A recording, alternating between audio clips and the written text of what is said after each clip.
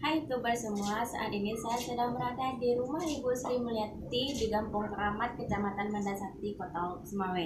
Ibu Sri Mulyati merupakan salah seorang pengusaha rajutan yang dikelola di rumahnya sendiri, yaitu kerajinan ini dikembangkan sejak 1 tahun terakhir di rumahnya sendiri. Yuk kita lihat bagaimana sih proses pembuatan rajut yang dilakukan oleh Ibu Sri Mulyati. Yang balu.